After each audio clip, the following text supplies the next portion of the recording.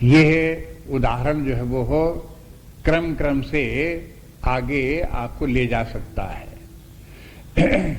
यदि आपको ये समझ में आ जाए कि बुद्धि का और मन का संबंध क्या है, किस प्रकार से बुद्धि मन की शासक है, किस प्रकार से बुद्धि का ज्ञान ज्यादा है, मन का ज्ञान उतना अधिक नहीं है, ये बात अगर अपने आप में पहचान में आ जाए तो व्यक्ति इसी प्रकार से समझ सकता है कि बुद्धि से भी ज्ञानवान कोई बैठा हुआ है जो बुद्धि को भी राय सम्मति दे सकता है और उसकी सम्मति ज्यादा मूल्यवान होगी, ज्यादा सही होगी। हमारी बुद्धि तो बुद्धि का ज्ञान है ही कितना, जो पूर्व अनुभव है उसी आधार मात्र पर तो है। जितना बुद्धि ने पहले देखा सुना अनुभव किया उसी आधार पर अपने स्मरण कर लिया और स्मरण करके बुद्धि ने अपने निर्णय दे दिए। लेकिन बुद्धि के ऊपर जो बैठा हुआ चैतन्य है वो बुद्धि से भी ज्यादा शुद्ध है और बुद्धि के अनुभव तो एक ही जीवन के हैं, उस चैतन्य के अनुभव तो अनंत काल के अनुभव हैं और सर्वत्र व्याप्त होकर के उसके अनुभव हैं। उसके अनुभव की जो प्रेरणा है, जो चेतना है, जो सम्मति है, वो तो बहुत ही शुद्ध है, बहुत ही दूरगामी है, बहुत ही कल्याणकारी है। इस प्रकार से अगर कोई समझ करके उस अनुमंता की बात को सुनने लगे तो सुनते सुनते उस अनुमंता तक पहुंच भी सकता है। जब जब उसको हृदय में इस प्रकार से वो अनुमंता बोले, राय दे, तब उसको जो है उसको ध्यान दे, अपनी बुद्धि से उसके ऊपर विचार करे, उसको स्वीकार करने की कोशिश करे। तो ये क्या क्रम हुआ कि हम अपनी बुद्धि के पार जाने के अभ्यस्त हुए। अगर हम उपदेष्टा तक जाते हैं तो भी बुद्धि के पार निकल जाते हैं, अनुमंता तक जाते हैं तो भी बुद्धि के पार निकल जाते हैं। अब कहते हैं एक बार और देखो, वही आत्मा जो है उपदेष्टा अनुमंता जो है वही भरता है। भरता है कि माने क्या है? भरण पोषण करने वाला है। भरण पोषण करने के माने क्या है? जैसे हम खाते हैं तो वो शरीर को हमारा भरण पोषण, शरीर जो कुछ खाया अन्न, जो कुछ पिया, उससे शरीर का भरण पोषण हुआ। लेकिन जो कुछ खाते पीते हैं उससे ही शरीर का भरण पोषण होता हो, ये तो मोटी अकल की बात है। दूसरे प्रकार से ये देखो, यदि वो चैतन्य शरीर में विद्यमान न हो तो खाया हुआ क्या शरीर को भरण पोषण कर सकता है?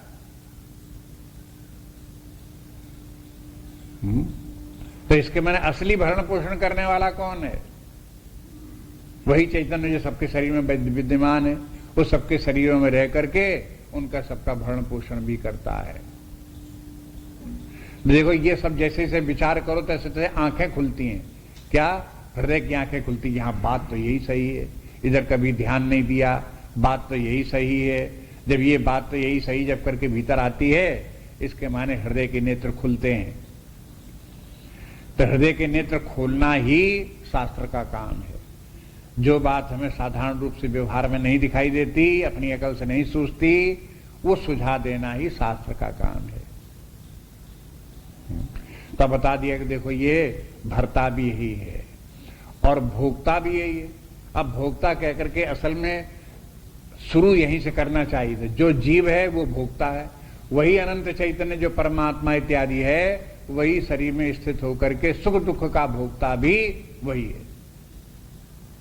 अज्ञान के कारण वही शरीर में स्थित होकर के भोगता है, और अगर अज्ञान न हो, ज्ञान हो, तो फिर वो वही परमात्मा है, उपदेष्टा है, अनुमंता है, भरता है। ये इस प्रकार से देख सकते हैं, वही महेश्वर है। ये रूप हो गया।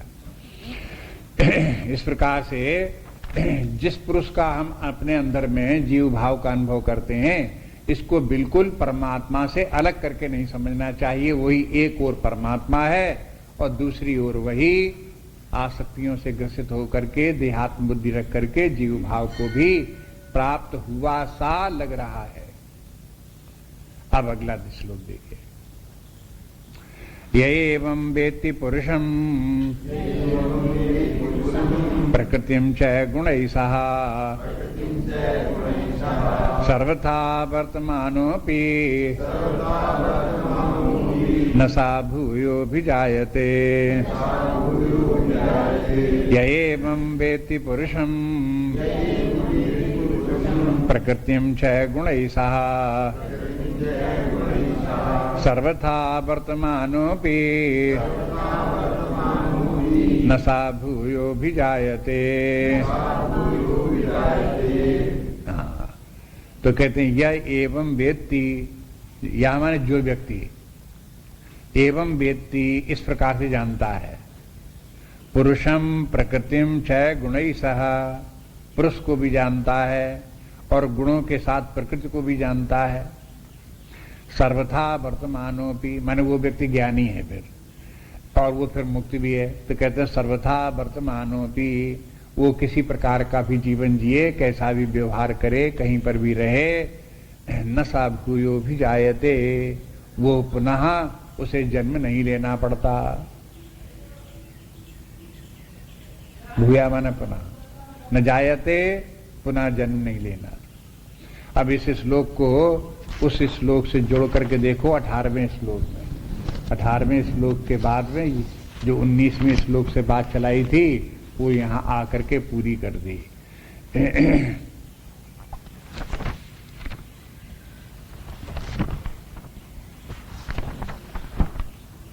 ये 21वें श्लोक में बोले थे कि करणम गुण संगोष्य सदसत योनि जन्मसु, सतसत योनि जन्मसु, बोले कि देखो कि ये जीव भाव को जब प्राप्त हो जाता है तब इसको सत और असत योनियों की प्राप्ति होती है।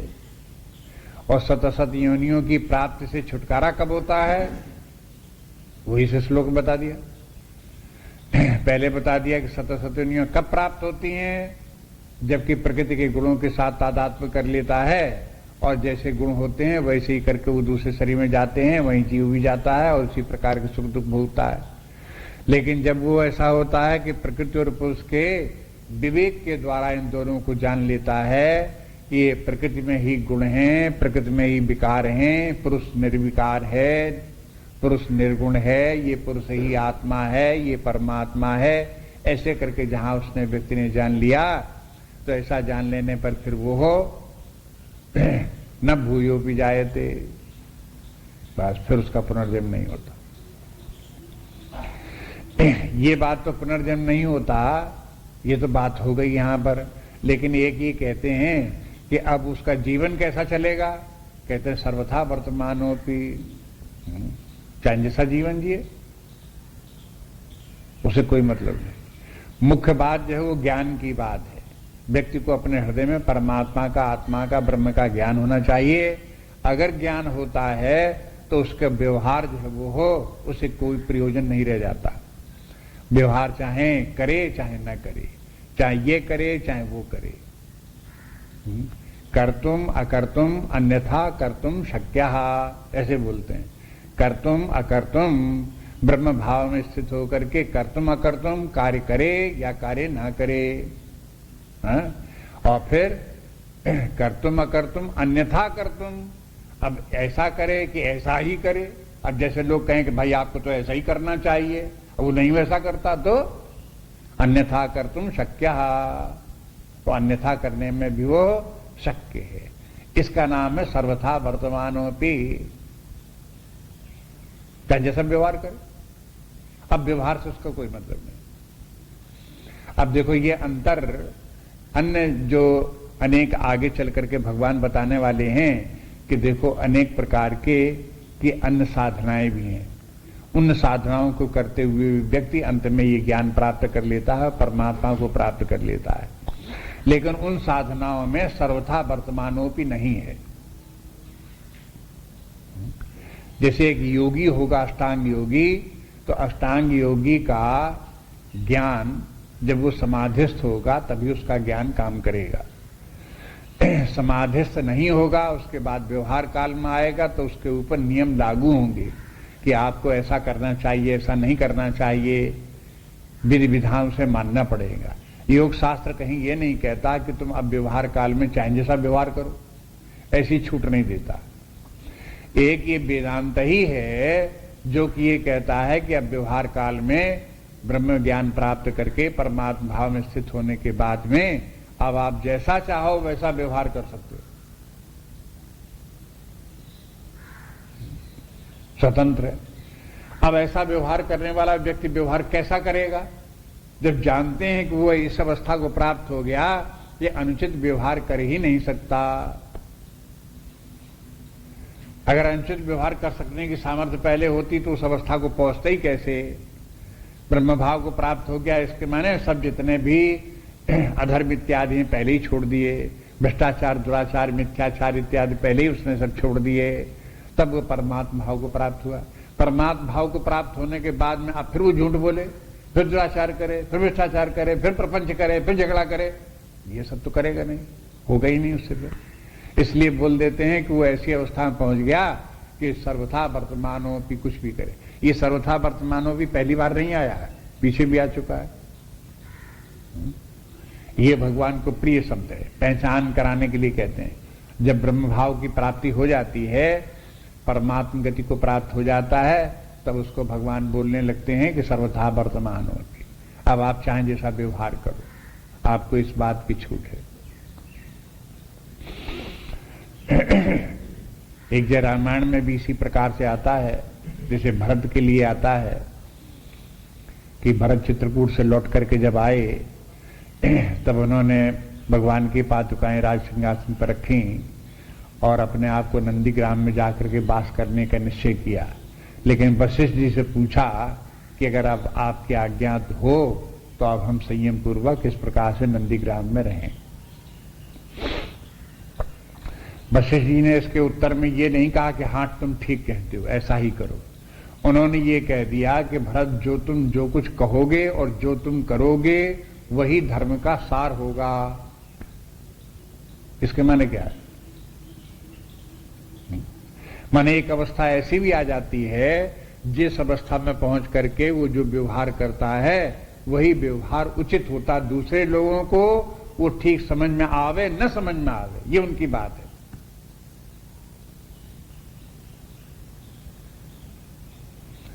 इसलिए वो जो है अपने आत्मज्ञान में स्थित है और फिर चाहे उसका कुछ भी हो। ऐसी अवस्था में लोगों ने कार्य किए, जैसे भगवान ही कृष्ण ही माने भगवान कृष्ण हैं, वे अपने परमात्मा भाव में स्थित हैं। उन्होंने अवतार लिया, अवतार लेने के बाद में उसने कुछ कार्य किए, तो अब लोग बाग जो है उनको कहते हैं देखो भगवान कृष्ण ने ये गलती की, देखो उन्होंने ये गलती की। तो वो चाहे 1000 गलती करें लेकिन अवतार हैं, परमात्मा भाव में स्थित हैं, लेकिन उनकी गलतियां है ही नहीं। आप इसको समझने की कोशिश करो कि उन्होंने ऐसा किया तो क्यों किया, ये बात अलग है। आप अपनी बुद्धि लगा करके उनको गलती बताने चलो तो अनधिकार चेष्टा है। आप समझने की तो कोशिश नहीं कर रहा है कि उन्होंने क्यों इस प्रकार से किया। अब भगवान कृष्ण ने कहीं कर्ण को मरवा दिया, कहीं भीष्म पितामह को मरवा दिया, तरह तरह की युक्तियां लेकर के दंड फंद से कह लो उनको मरवा दिया। अब कहेंगे देखो द्रोणाचार्य को मरवा दिया, झूठ कहला करके युधिष्ठिर से। अब इस प्रकार से मरवा दिया उन सबको, तो अब कहो कि उन्होंने देखो सब गलत काम किया कि नहीं किया गलत काम। लौकिक दृष्टि लगेगा कि सब गलत कार्य कर रहे हैं, लेकिन मुख्य बात यह है कि परमात्मा स्वरूप होने के कारण से वो सब उनके लिए कोई बंधन नहीं है, उनके लिए कोई उसमें जो है वो हो, उनके लिए कोई समस्या नहीं है, न उसका पुनर्जन्म का हेतु है, न कर्म उनके लिए वो बंधनकारी है, न उनके लिए कोई दोष देने वाला है। हाँ ये कह सकते हैं कि वो एक ऐसी अवस्था है जिस अवस्था को पहुंच करके दूसरे लोग देखने वालों को चाहिए कि उस अवस्था पर अगर हम भी पहुंच जाएं परमात्मा भाव को, जिस अवस्था को कृष्ण पहुंचे हुए हैं, तो उनकी तरह से अगर हमारे द्वारा भी इस प्रकार का कोई कार्य करने की आवश्यकता पड़ती है तो हम भी कर सकते हैं, फिर कोई दोष हमको नहीं होगा। लेकिन जब तक उस अवस्था तक नहीं पहुंचे हैं तब तक हम अगर इस प्रकार का कार्य करते हैं तो ये हमारे लिए दोष है। ये वर्तमानोप की तात्पर्य है। तो कहते हैं सर्वथा वर्तमानोपि न सा भूयो भी जायते। वैसे तो ये होगा कि अशुभ कर्म करेगा तो नरक जाएगा, शुभ कर्म करेगा तो स्वर्ग जाएगा, तो जाना पड़ेगा। लेकिन जब सर्वथा वर्तमानोपि कार्य तो कर रहा है, शुभ भी कर रहा है, अशुभ भी कर रहा है, लेकिन स्वर्ग नहीं जा रहा है न नरक जा रहा है, तो कहां जा रहा है? वो अपने ब्रह्म भाव में स्थित, बस वहीं का वहीं रहेगा, ये कहीं जाना ना पड़ेगा। ये समझा दिया बात यहां। बात यहां आकर के पूरी हो गई।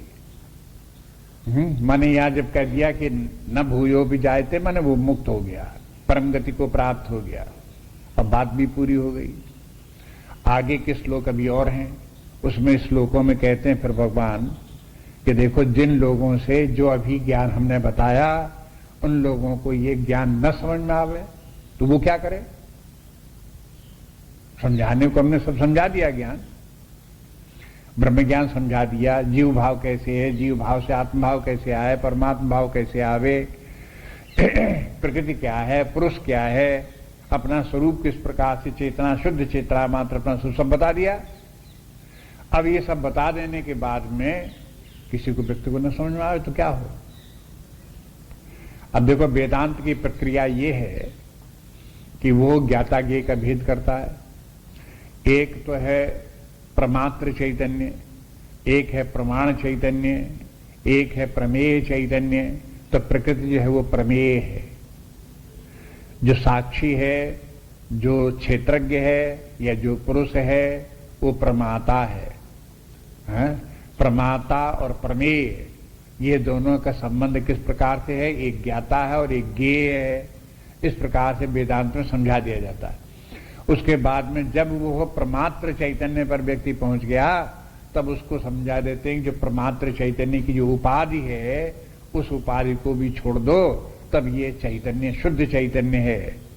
तो संक्षेप में एक बार आपको फिर बताई कि इस प्रकार की वेदांतिक प्रक्रिया है और अपने आत्मभाव को प्राप्त हो गया। लेकिन इस प्रक्रिया से अपने आत्मभाव तक पहुंचा देने वाला जो विधान है वो उसी व्यक्ति के साथ काम करता है जो सत्वगुणी है और जिसका कि चित्त शुद्ध है, जो विरक्त है, अनासक्त है। उसमें तो ये ज्ञान जैसे ही समझाया तो जागृत हो जाता है और वैसा ही दिखने लगता है, स्वतः अनुभव में आ भी जाता है। ऐसा नहीं कि उसको छिपा रहे। लेकिन यदि अनुभव में ना आवे तो क्या कोई व्यक्ति कहे कि भाई आपने सब भली बात समझा दिया हो तो भले ही समझा दिया हो, लेकिन हमारी तो अभी समझ में नहीं आया। समझ में नहीं आया कि मैंने हमें दिखाई नहीं दिया, ना हमें अभी परमात्मा दिखाई दिया, ना ब्रह्म दिखाई दिया, ना महेश्वर दिखाई दिया, ना हमें उपदेष्टा दिखाई दिया, ना अनुमंता दिखाई दिया। अभी हमें उसको देखने में नहीं आता, हमारे अनुभव में नहीं आता, तो हम क्या करें। ऐसे लोगों के लिए भगवान आगे बोलते हैं। माने जो सबसे उच्च स्तर के व्यक्ति थे, फर्स्ट ग्रेड के व्यक्ति थे, उनकी बात तो हो गई पूरी, काम खत्म।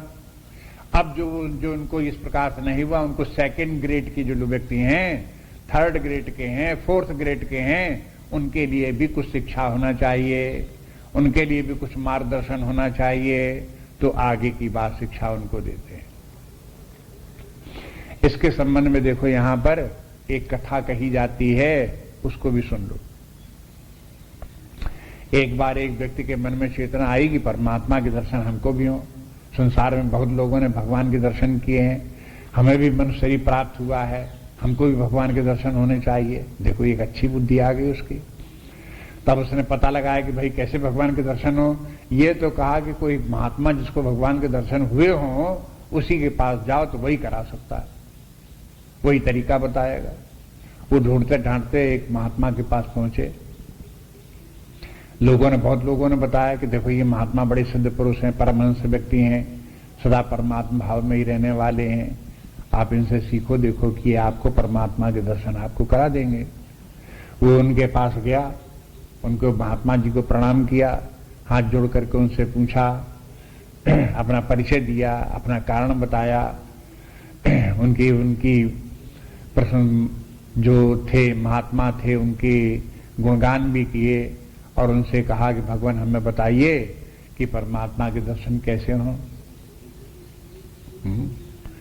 उस महात्मा ने छूटते ही बोल दिया, अरे परमात्मा के दर्शन कौन मुश्किल है, तत्त्वमसि, तुम ही परमात्मा हो,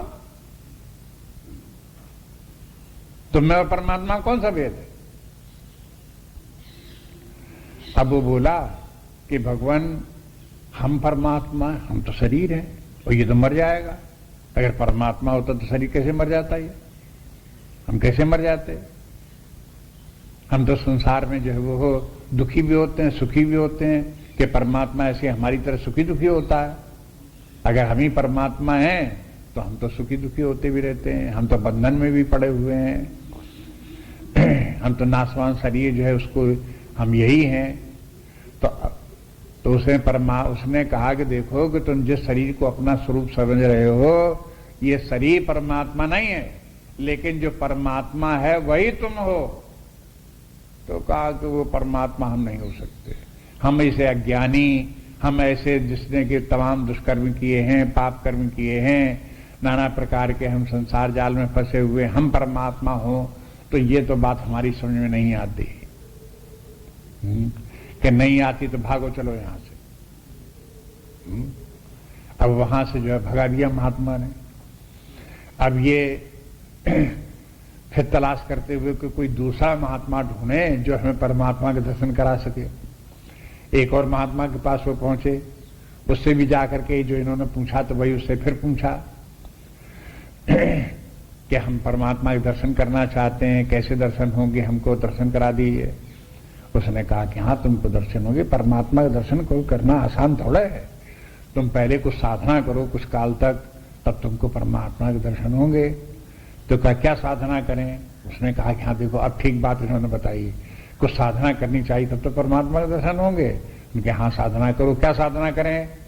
कि जाओ पहले जो है वन से जंगल से आसपास से जहां गोबर गैयों वगैरह का पड़ा हो तो उसको बीन लाओ और उपले बनाओ उसके, और आश्रम की सेवा करो। उसने इस प्रकार का शुरू कर दिया। कहा कि एक दिन पूछा कि कितने दिन तक हम ये करते रहेंगे तो भगवान के दर्शन होंगे? कहीं 12 वर्ष तक करो। 12 वर्ष तक वो कंडे बीनता रहा और कंडे बनाता रहा, और वहां आश्रम के लिए जो किचन था उसके लिए सप्लाई करता रहा। ये 12 वर्ष तक उसने ये कार्य किया। जब 12 वर्ष हो गए तब उसने पूछा कि कब तक ये करते रहें? कि अच्छा वैसा करो, तुम गायों को चराओ और उसका दूध जो है गायों का जो है वो आश्रम को ला करके दो सब लोगों, जाओ गायों को चारा पानी करते रहो। अब उसने कंडा बीतना तो बंद कर दिया, गायों को चारा पानी करने लगे। उसने कहा कि अच्छा काम मिल गया, अब बढ़िया गायों का सेवा, कंडा बीनने से गायों का सेवा करना बेटर है, ऐसा समझ करके उसकी सेवा करने लगा। गायों की सेवा करते करते करते करते बहुत दिनों तक सेवा की, 10-12 साल बीत गए। तब उसने फिर महात्मा से पूछा कि भगवान गायों की सेवा करते हुए परमात्मा के दर्शन हो जाएंगे क्या? बहुत दिन हो गए। कि अब ऐसा करो कि तुम जो है अब किचन में जाकर के बर्तन साफ करो, गायें न चराओ, बर्तन साफ करो, तुम्हें परमात्मा के दर्शन होने ही वाले हैं। अच्छा, तो उसने किचन का काम, वहां का गौओं का काम तो बंद कर दिया, अब वो बर्तन धोने का काम करने लगा। बर्तन का काम धोते धोते भी बहुत वर्ष बीत गए, 5-7 वर्ष बीत गए, 8 वर्ष बीत गए, 10 वर्ष बीत गए, बर्तन ही साफ करता रहा। तो उसने कहा जब बहुत दिन हो गए तो उसके ऊब गया उससे, तो कहने लगा कि भगवान तो बर्तन धोते तो बहुत दिन हो गए, आप कहते तो परमात्मा के दर्शन हुए, कोई अब भी नहीं हुए। कि हो जाएंगे, तुमको अच्छा वैसा करो, तुम बर्तन मत मांजो, खाना बनाया करो, रोटियां सेको, दाल सब्जी बनाओ, तुम उसको करने से तुम्हें भगवान के दर्शन हो जाएंगे। तो उसने सोचा कि देखो अच्छा काम है, पहले जो है कहाँ बर्तन मांजते थे, अब खाना बनाने का काम जो है हमें श्रेष्ठ काम मिल गया। तो उसने कहा कि हाँ चलो अब ये करेंगे। तो पहले तो बड़े उत्साह से करने लगा, हाँ, लेकिन कुछ दिन खाना बनाते बनाते बनाते बनाते उसने जो है एक बार फिर कहा कि खाना बनाते सेकते, रोटियां सेकते तो बहुत दिन बीत गए, आप कहते तो भगवान के दर्शन होंगे, अब भी नहीं हुए। कहा कि अच्छा तुम्हें आज हम तुम्हें भगवान के दर्शन करा दें, तुमने खूब रोटियां खिलाई हैं, आप तुम्हें भगवान का दर्शन कराए देते। उसको बुलाया और कहा कि देखो बैठो यहां पर, के बैठे। कहा कि देखो तत्त्वमसि, वो जो परमात्मा सर्वत्र व्याप्त अनंत चैतन्य वही तुम हो।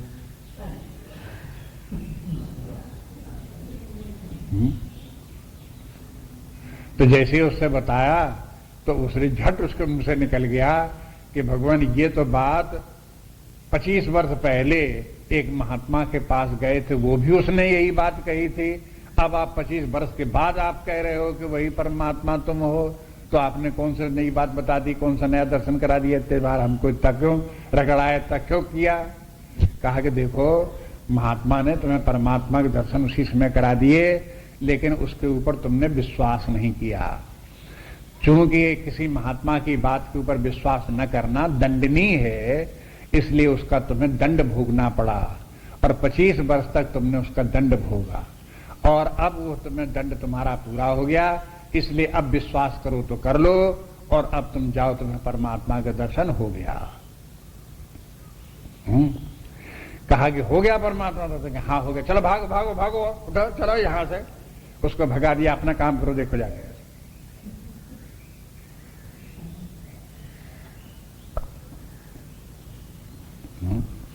अब देखो, इसी प्रकार के जिन लोगों को इतनी बात बतानी थी, उनको तो भगवान ने परमात्मा के दर्शन करा दिए। अपने आप अपने भीतर देख लो, उपदिष्टा अनुमंता देख लो, महेश्वर देख लो, परमात्मा देख लो, सब दिखा दिया भगवान ने कि देखो, यही जो भोक्ता जीव है, एक और भोक्ता अभोक्ता बन करके यही परमात्मा है। कि अभी समझ में नहीं आया, अगर हम तो भोक्ता ही हैं, हम कैसे उपदिष्टा हो जाएंगे, कैसे अनुमंता हो जाएंगे, कैसे महेश्वर हो जाएंगे? नहीं हो जाएंगे, नहीं हो जाएंगे। चलो आगे काम करो, क्या साधना करो। 24वां श्लोक देखो। ध्यानेनात्मनि पश्यन्ति केचिदात्मानम् आत्मनः अन्ये सांख्येन योगेन कर्मयोगेन चापरे। ध्यानेनात्मनि पश्यन्ति केचिदात्मानम् आत्मनः अन्ये सांख्येन योगेन कर्मयोगेन चापरे। यहां पर 3 स्तर के साधकों का वर्णन कर दिया, नंबर 2, नंबर 3, नंबर 4।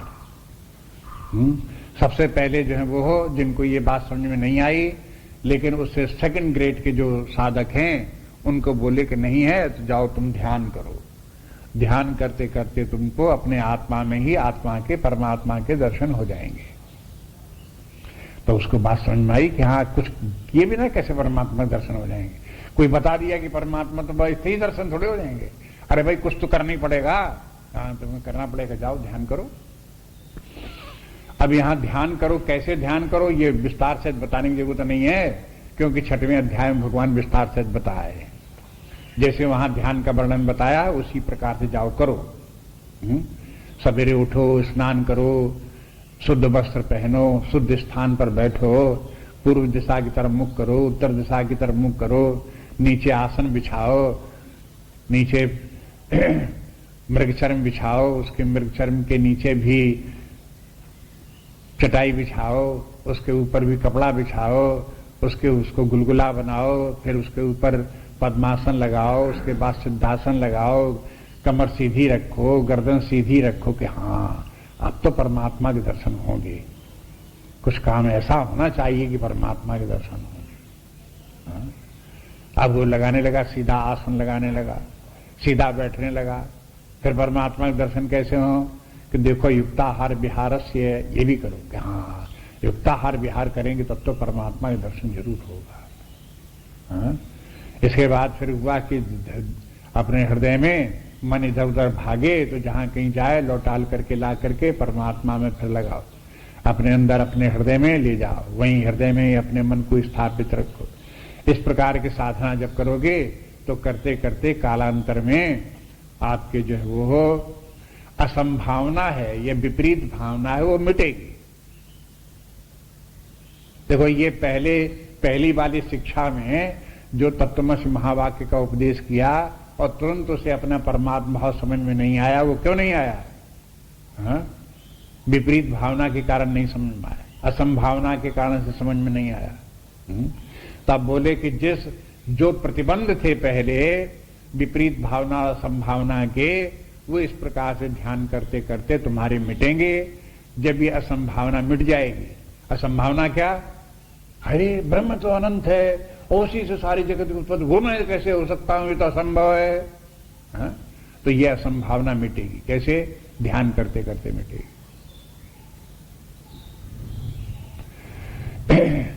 जब असंभावना मिट जाएगी तो अपने आप दर्शन हो जाएगा। बात तो फिर वहीं लौट करके आ जाओगे, तब तो मैं महावा के फिर आ जाएगा। हाँ? तो वो गया कहां? हाँ? लेकिन उस महावाक्य के साथ में जो असंभावना लगी थी कि असंभव है, वो असंभावना कैसे मिटे? उसके लिए ध्यान करो।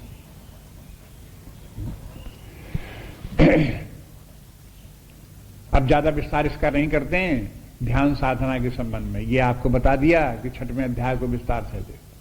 फिर भगवान कहते हैं अगर वो ध्यान करने के लिए गया और थोड़ी देर बैठा और ध्यान उसने किया और फिर आकर के कहता है कि भगवान ये बताइए कि ध्यान किसका करें? कहीं परमात्मा का, हमने तुम्हें बताया था परमात्मा का ध्यान करो, तो कहीं परमात्मा अपने हृदय में है कहां जो उसका ध्यान करें? हृदय कहां है? यहां है कि यहां है कि यहां है कि यहां है? कहां हृदय है? और वो परमात्मा है तो कैसा है जो उसका हम ध्यान करें? तो उन्होंने कहा चलो अच्छा, तुम ध्यान का काम छोड़ो, इसके माने तुम थर्ड गेट की हो। अभी तुम पहले ये विचार करो कि जड़ क्या है, चेतन क्या है, प्रकृति क्या है, पुरुष क्या है। इसलिए तुम सांख्य का भी सहारा लो। सांख्य योग के माने ये है कि प्रकृति पुरुष का विवेक करना पहले सीखो। पहले इसी का अभ्यास करो। क्या जड़ और चेतन दोनों एक प्रकार के हैं? क्या दृष्टादृश्य दोनों एक प्रकार के हैं? शरीर में दृष्टादृश्य दोनों विद्यमान है। जब आप देखते हो कि बाह्य जगत में एक जड़ वस्तु है और तुम अपने आप को चेतन समझते हो, तब तो उसको आप अपने आप को अलग समझते हो। लेकिन वही जड़ शरीर हो और उस जड़ शरीर में आप अपने आप को तादात्म्य करके नहीं शरीर ही में हो, तो अब इसका विवेक करो। सांख्य योग के माने है अपने शरीर में ही जड़ चेतन का विवेक करना। इसका अभ्यास करो। जब जड़ चेतन का विवेक कर लोगे तब जो चेतन सत्ता है उस चेतन सत्ता का ध्यान करना। जब ध्यान करोगे तो असंभावना मिटेगी। जब असंभावना मिटेगी तब तुम्हें महावा के समझ में आ जाएगा। ऐसे सही सीढ़ी सीढ़ी और चलो, एक सीढ़ी नीचे उतर करके साधना करो। अब अगर मान लो कोई व्यक्ति ऐसा आ जाए बिल्कुल ही नौसिखिया हो, वो कहे कि हम जड़ चेतन का विवेक नहीं कर सकते, हमें नहीं समझ में आता। हमें तो ये समझ में आता है जो चेतना है वो शरीर से ही उत्पन्न होती है। जब पैदा हुए तब चेतना आ गई, जब शरीर समाप्त हुआ तो चेतना समाप्त हो गई। हमें चेतना और शरीर में अंतर कोई नहीं दिखाई देता। शरीर ही चेतन है, चेतना ही शरीर है। हमें दोनों एक ही लगते हैं, हमें तो अलग अलग।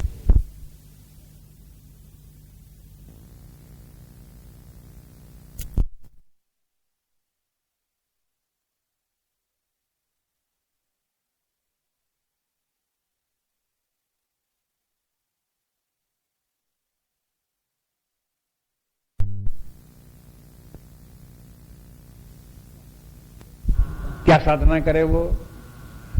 बात यह है कि सांख्य का विवेक करने ना भी सबके बस की बात रहेगी।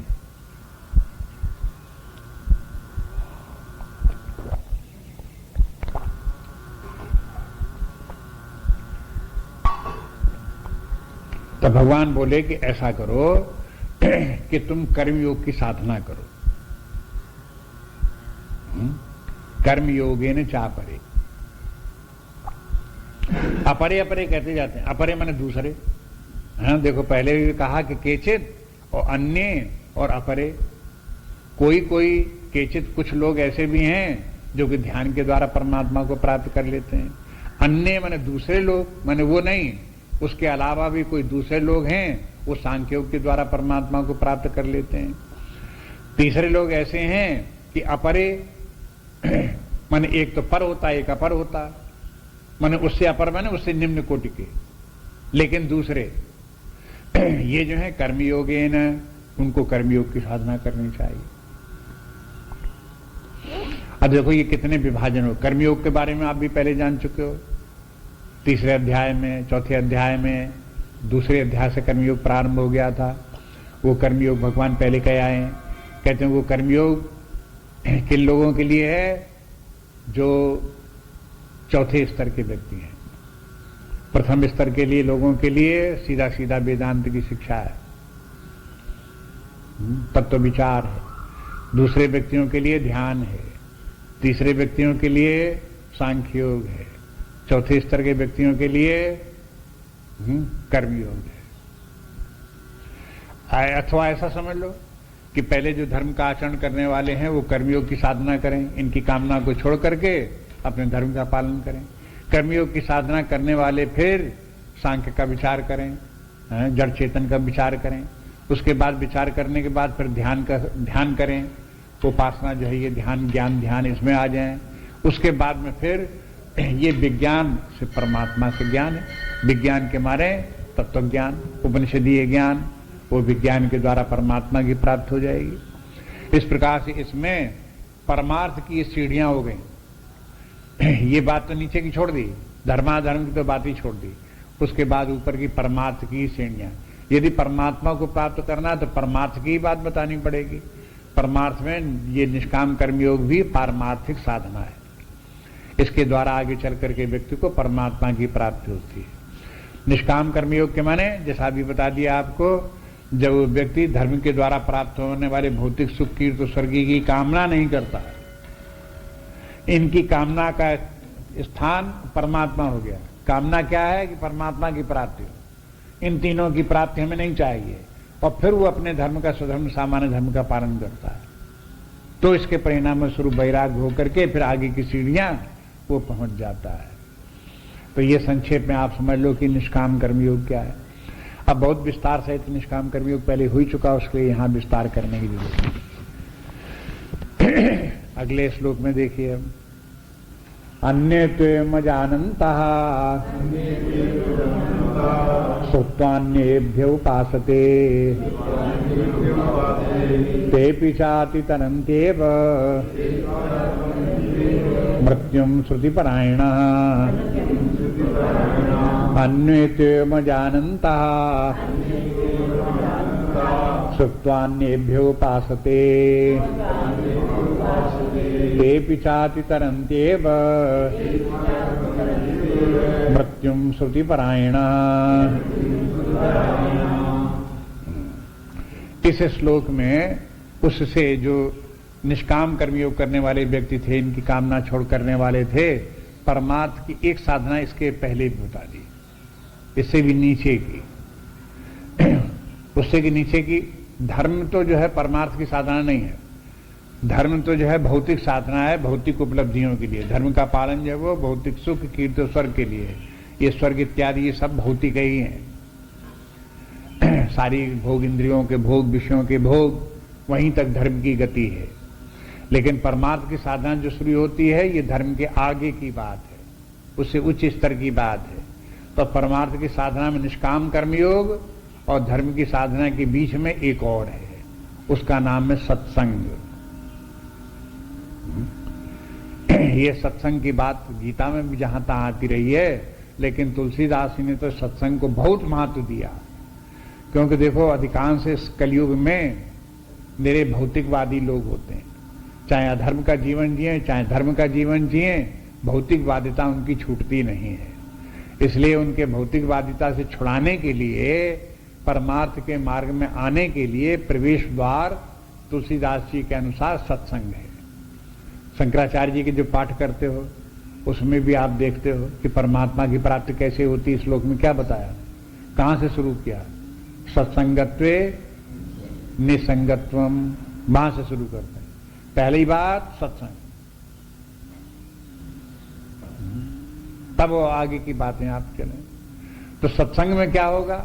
सत्संग माने जो पारमार्थिक पुरुष हैं, जो संत हैं, महात्मा हैं, साधु लोग हैं, जो परमात्मा की सेवा में लगे हुए हैं, ऐसे लोगों के साथ में रहो और वो जैसे बतावें उस प्रकार से कार्य करो। अपने जीवन का विधान उसी प्रकार से बदलो, दृष्टिकोण जीवन का अपना उसी प्रकार से बदलो। सबसे पहली बात तो यह है कि स्विच ओवर करो। हमारा जो है वो स्विच लगा हुआ है, भौतिक जीवन के साथ जुड़ा हुआ है। स्विच ओवर में उधर से स्विच निकाल करके स्विच जोड़ो परमात्मा की दिशा में, उधर की तरफ जोड़ो। पहला काम ये तो स्विच ओवर हो, तो ये सत्संग में ही होगा। सत्संग में बार बार सत्संग में सुनते सुनते सुनते सुनते बुद्धि बदलेगी और ये लगेगा कि भौतिक जीवन सब कुछ नहीं है, इसमें जो कुछ प्राप्त करते हैं वो बहुत तुच्छ है, बहुत है, सब कुछ मिथ्या है, इससे कुछ नहीं रखा हुआ है। परमात्मा की तरफ ध्यान दो, उसको प्राप्त करने का प्रयास करो। ये बात, ये प्रेरणा सत्संग में ही मिलेगी। बार बार परमात्मा की बात आएगी, बार बार परमात्मा की बात आएगी। चाहे धर्म की बात भी आवे तो भी वो इसलिए आएगी जिससे कि आगे परमात्मा की बात आएगी, इसलिए उसकी चर्चा करते रहते हैं। तो कहते हैं सत्संग में जाओ सबसे पहले। तो सत्संग में जाकर क्या करो? सुनो, जो ये संत महात्मा बोलते हैं उसे सुनो और श्रुति परायण बनो। श्रुति परायण के मैंने सुनने की आदत डालो। जहां कहीं सुनने का अवसर मिले सुनो, भागो नहीं सुनने के लिए। अब कोई ये कहने लगे कि हमने भाई बहुत सुना और हम अब कहां तक सुनते रहेंगे, हम कहां तक करते रहेंगे, यही करते रहेंगे, तो कहा कि इसके माने फिर आगे की रास्ता तुम्हारी नहीं चलेगी। भगवान कहते हैं कि देखो, जो ऐसे श्रुति परायण लोग हैं ते भी तरंती, ऐसे लोग भी तर जाते हैं, इनको भी परमार्थ का मार्ग मिल जाता है। ये भी आगे धीरे धीरे करके जो साधनाएं, निष्काम कर्मयोग उनको समझ में आ जाता है, उनको भी सांख्य योग समझ में आ जाता है। उन्हें फिर आगे चल करके फिर जो है वो ध्यान साधना भी उनसे बन जाती है, फिर तत्व ज्ञान भी उनको हो जाता है। ये सबका आगे की सीढ़ियां उनके लिए सुलभ हो जाती है। इसलिए श्रुति परायण बनो और श्रुति परायण बन करके श्रुति के साथ साथ एक काम और शुरू करो। क्या? उपासते, उपासना शुरू करो। उपासना शुरू के माने क्या है? पूजा करना शुरू करो। भगवान की मूर्ति को लेकर के रखो, उनकी आरती करो, उनको चंदन लगाओ, उनको माला पहनाओ, उनको भोग लगाओ। ये उपासना उनकी, उनका नाम जप करो, ये सब करना शुरू करो। तो ये कहते हैं अन्य, अन्य माने और दूसरे लोग जो है बाकी बचे, जो वो नहीं कर सके, पिछले श्लोकों में जो साधन बताई वो नहीं कर सके, उनके लिए कहते हैं अन्य तू एवं अजानंता। एवं अजानंता माने जिनको ये सब बातें नहीं समझ में आती, उनको निष्काम कर्मी योग भी नहीं समझ में आता, उन्हें सांख्य योग भी समझ में नहीं आता, उन्हें ध्यान करना भी नहीं समझ में आता। अजानंता, नहीं समझ में आती। अरे भाई, निष्काम कर्मी तुम्हारे समझ में नहीं आता कि हाँ नहीं समझ में आता। क्यों? क्योंकि जब तक हमें कोई कामना नहीं होगी तो हम कर्म कैसे करेंगे? नहीं बात समझ में आती। अरे भाई, बिना कामना के भी कर्म किया जा सकता है। समझो कैसे किया जाएगा? कि नहीं हमारी समझ में नहीं आता, हमें तो नहीं दिखाई देता दुनिया में कि बिना कामना के कोई कर्म करता है। अरे अगर ऐसी दशा बुद्धि की है कि बिना कामना के भी कर्म करना आपको असंभव दिख रहा है, तो छोड़ो निष्काम कर्मयोग को, चलो कहीं सत्संग करो चल करके, चलो उपासना करो चल करके, चलो पूजा करो चल करके, भगवान की पूजा ही करो, आरती करो, सकाम करो। चलो, तुम्हारी कामना नहीं छूटती, कामना रखो, लेकिन भगवान की पूजा करो और वहां अपनी कामना करो, उपासना करो। अब बताओ, इससे भी ज्यादा और बिगिनिंग की बात क्या हो सकती है? कहते ये सबसे जो है प्रारंभिक बात ये है। अन्य तु एवं अजानंता श्रुत्वा अन्येभ्यो उपासते। अन्य लोग जो है इस प्रकार से श्रुत्वा मैंने सुन करके उपासना करते हैं। और ते पितरंती, पहली पंक्ति में तो साधना का विधान हो गया और दूसरी में फल हो गया। ते पितरंती, ये ते पितरंत जो है वो सबके साथ में लगाओ, केवल इन्हीं के लिए नहीं। जो उपासते हैं ते पितरंती के नहीं, सातौते ते बहुवचन में है। बहुवचन के माने क्या हुआ? कि जो है ध्यानेन आत्मन पश्यन्ति ते अपि तरन्ति, अन्य सांख्येन योगेन ते अपि तरन्ति, कर्म योगेन चापरे ते अपि तरन्ति, उपासते ते अपि तरन्ति, ऐसे लगाओ।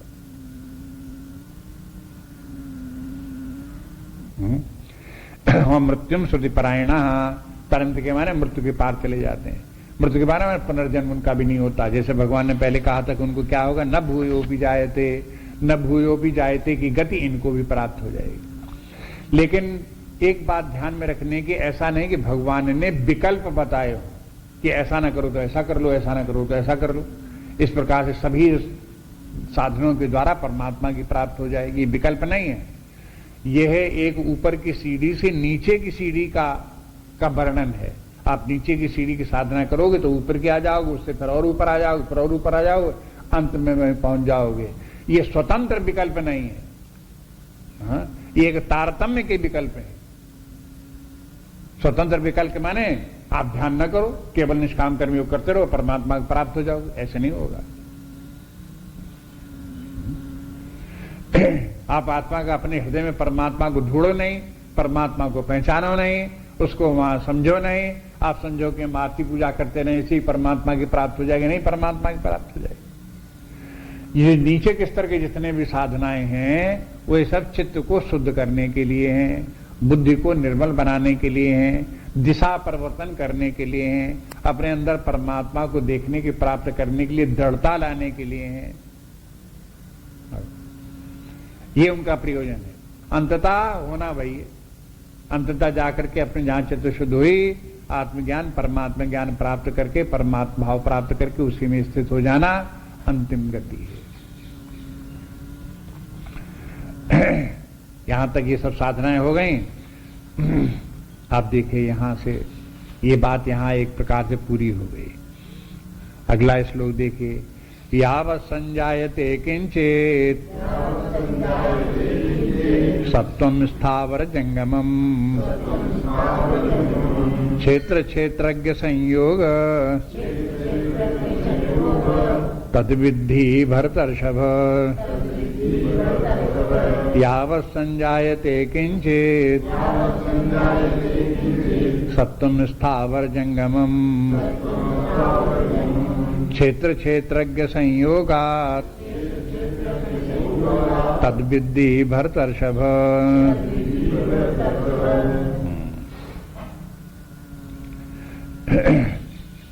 यावत् संजायते, यावत् संजायते माने जितने भी उत्पन्न होते हैं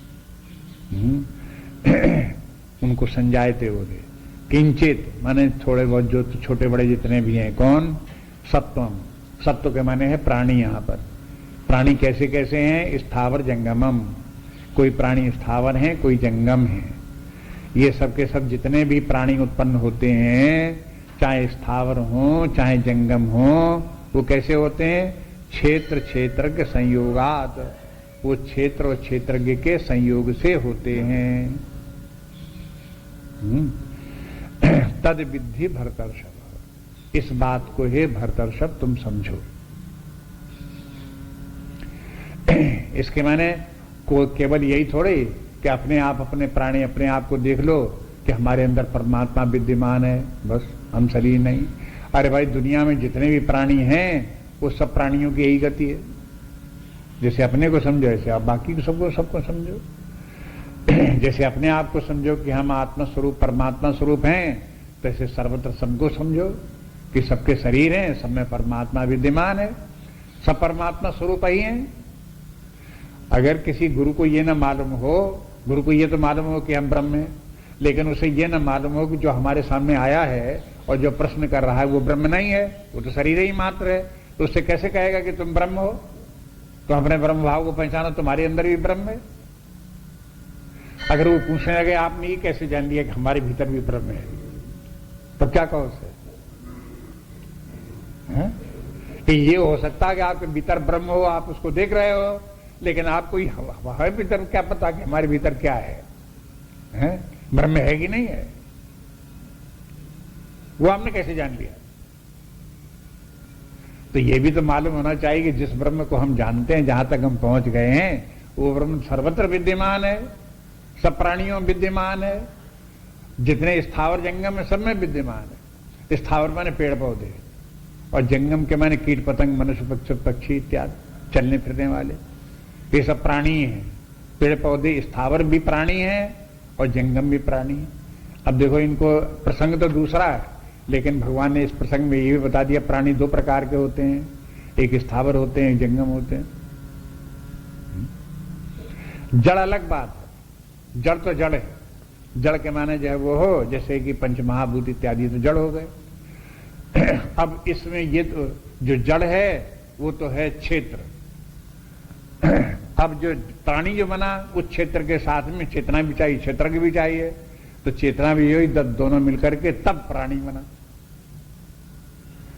वो प्राणी जब बने तब प्राणी में चेतना भी है और प्रकृति भी है, दोनों बातें मिलकर के तब प्राणी है।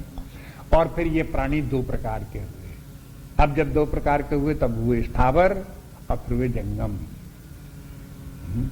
यहां पर विभाजन हो, प्राणियों में विभाजन होकर के आया। तो इस प्रकार से देखो कि यह कहते हैं कि ये सब बता दिया कि जितने भी प्राणी हैं सब इसी प्रकार के हैं। तो अब जो सुनने वाला व्यक्ति हो तो अपने आप अपने अंदर विचार करे, जब सब प्राणी क्षेत्र और क्षेत्रज्ञ के दोनों के संयोग से उत्पन्न हुए हैं तो इसके माने अपने आप भी विचार करते रहो, ध्यान करो, उपासना करो, सत्संग करो, कोई भी साधना करो, लेकिन इस बात का विचार करते रहो कि हमारे अंदर भी, हम भी प्राणियों के अंतर्गत एक आते हैं, तो हमारे अंदर भी क्षेत्र क्षेत्रज्ञ दोनों विद्यमान हैं। क्षेत्र रूपी जो है वो शरीर, प्राण, मन, बुद्धि इत्यादि क्षेत्र हैं। ये विकारी हैं, त्रिगुणात्मक हैं और इनमें व्याप्त एक चैतन्य है जो पुरुष है या इनका चेतन का इनका क्षेत्र का जानने वाला है, क्षेत्रज्ञ है, ज्ञानवान है, चेतन स्वरूप है। वो चेतन तत्व भी अपने आप में विद्यमान है। इस प्रकार से धीरे धीरे करके अपने अंदर इन दोनों का विभाजन करके देखते रहने का अभ्यास करना चाहिए। और अपने ही आप में नहीं। अब देखो आगे जो बात ये श्लोक चल रहा है तो ये बात नहीं कि पहले बात कहे आए हैं उसकी रिपीट कर रहे हैं। अब आगे ये कहना चाहते, ये दिखाना चाहते हैं कि जो बात 19वें श्लोक के पहले बात समाप्त हो गई थी, परमात्मा का ज्ञान, जो ज्ञेय क्या है वो परमात्मा ज्ञेय, उसका ज्ञान करा दिया। लेकिन जिसका कि परमात्मा को जिसको ज्ञान है, परमात्मा भाव को प्राप्त हो गया, उसकी बात पे फिर आ जाते हैं और उसको बताते हैं कि उसका जीवन फिर व्यवहारिक जीवन कैसा होता है, उसकी अनुभूतियां किस प्रकार की होती हैं, ये बताना अंत में आवश्यक होता है। आगे के श्लोकों में ये भी बताएंगे भगवान कि देखो कि अब आत्मा और परमात्मा का एकत्व भी समझ में आ जाना चाहिए, जो वेदांत का अंतिम लक्ष्य है। शंकराचार्य जी कहते हैं कि सभी उपनिषदों में क्या लिखा हुआ है, सभी उपनिषदों का प्रतिपाद्य विषय क्या है कि आत्मा और परमात्मा का एकत्व ही सब उपनिषदों में प्रतिपादित किया गया। कहा चाहे जैसे जाए, वर्णन किसी प्रकार से हो, अंत में ये सिद्ध करेंगे कि आत्मा और परमात्मा दोनों एक है। अब वो हर अध्याय में भी भगवान को करना है। अब ये जो 13वां अध्याय चल रहा है, इस 13वें अध्याय में ये बता देना है कि इस प्रकार से आप अपने अंदर खोजते खोजते जिस आत्मा तक पहुंचेंगे, परमात्मा तक पहुंचेंगे, उनके दोनों के एकत्व को अपने अंदर समझो। और उस एकत्व को समझने के लिए व्यक्ति को इतने मात्र से काम नहीं चलेगा कि हम अपने शरीर में जो हमारी विद्यमान चेतना है वो चेतना और शरीर अलग अलग है। आपको अपनी चेतना को व्यापक भी बनाना पड़ेगा। जो चेतना शरीर में विद्यमान है वही चेतना सारे विश्व में व्याप्त है, सब प्राणियों में विद्यमान है। एक पेड़ पौधे भी देखो तो उनमें भी समझ लो वो चेतना विद्यमान है। एक घास के एक पौधे में तिनके में देख लो तो उसमें भी देख लो वो चेतना विद्यमान है। वो चेतना घास के पौधे में विद्यमान होकर के उसका पोषण कर रही है, नहीं तो पौधा बढ़ कैसे रहा है? हा? अपने आप थोड़ी बढ़ रहा है, बिना चेतना के थोड़ी बढ़ेगा। चेतना उसमें विद्यमान है तब वो बढ़ रहा है। हा? अगर उसमें चेतना न हो तो आप उसको बढ़ाओ, तो आप बढ़ाओगे कैसे? बढ़ाओगे तुम उसके भीतर हवा भर के बढ़ाओ उसे। हा? कोई मैकेनिकल और तरीका निकालो जिससे कि वो बढ़ जाए, तो ऐसे बढ़ेगा? बिना चेतना के नहीं बढ़ेगा। कोई भी और तरीका निकालो, खाद भी दो, पानी भी दो, लेकिन बिना चेतना के थोड़े बढ़ जाएगा। चेतना तो उसमें चाहिए ही चाहिए। ये सब के सब खाद पानी सब तभी काम करते हैं जब चेतना होती है। इसलिए ये सब उस चेतना को देख करके कि सर्वत्र विद्यमान वो चेतना है, सबके प्राणियों के भीतर, पेड़ पौधों में भी है और मच्छर भुनभुनों में भी है, इनमें सब में मक्खियों में भी है, इनमें दीमक में भी है, इनमें पेड़ उड़ते हुए जितने पक्षी हैं, चेचे करके उड़ रहे हैं, उनमें भी वो चेतना विद्यमान है। गाय बैल बकरी इत्यादि सिंह वगैरह जो कुछ हैं उनमें सब में वो चेतना विद्यमान है। बिच्छू हो चाहे छछूंदर हो चाहे कोई भी हो, उनमें सब प्राणी हैं। इन सब प्राणियों में वो परमात्मा की चेतना भी है और वो प्रकृति भी है। क्षेत्र क्षेत्र के दोनों हैं। अब उसमें संयोग माने क्या है? देखो, क्षेत्र क्षेत्र के संयोग, आप संयोग का अर्थ ये लगा सकते हो कि क्षेत्र भी चाहिए क्षेत्र भी चाहिए तब एक प्राणी बनेगा। लेकिन प्राणी दोनों के होने मात्र से प्राणी नहीं हो जाता। जब क्षेत्र और क्षेत्र का संयोग हो तब प्राणी भाव प्राप्त होगा। और संयोग के माने यह हुआ कि जब अन्योन्याध्यास हो, जब प्रकृति का अध्यास चेतना पर हो और चेतना का अध्यास प्रकृति पर हो तब वो प्राणी बना। यहां संयोग के माने है अध्यास, या संयोग के माने समझो ग्रंथि।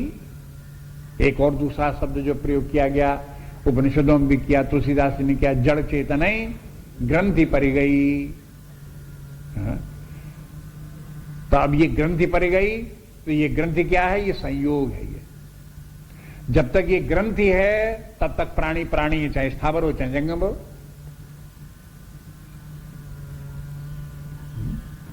और ये अब अपने आप ही अपने शरीर में ही विचार मत करो, सारे विषयों में विचार करो। अपने विचार कर लो, एकांत में बैठ कर अपने भीतर विचार कर लो, लेकिन अब उस विचार को व्यापक बनाओ। दुनिया में सब जितने भी प्राणी हैं सब में जड़ चेतन की ग्रंथि पड़ी हुई है, सब में उसका अन्योन्याध्यास हुआ है। और उस अन्योन्याध्यास के कारण से एक अविद्या उत्पन्न हुई है, एक तीसरी एंटिटी उत्पन्न हुई है। देखो, जब जड़ और चेतन जब दोनों का संयोग होता है तो एक तीसरी सत्ता उत्पन्न हो जाती है। उसको कहते हैं सत्वम। किंचित सत्वम स्थावर जंगमम, ये उत्पन्न हो गया। जितने भी सत्व हैं, सत्व के माने थर्ड एंटिटी है, न वो क्षेत्र है न क्षेत्रज्ञ, एक थर्ड एंटिटी है। ये क्या है? अहंकार। ये कहां से आ गया? ये जब तक कि ये जड़ और चेतन दोनों मिलकर के ग्रंथि बनी है तब तक अहंकार विद्यमान है। इन दोनों की गांठ का नाम ही अहंकार है, दोनों के संयोग का नाम ही अहंकार है। ये अहंकार ही जो है ये है प्राणियों को प्राणी बनाए हुए है। जब तक ये अहंकार रहेगा तब तक जड़ चेतन की ग्रंथ रहेगी, जब तक जड़ चेतन की ग्रंथ रहेगी तब तक ये प्राणी जन्म मरण के चक्र में घूमते रहेंगे, शुभाशुभ कर्म करते रहेंगे। इस प्रकार से भगवान ने समझा दिया। देखो,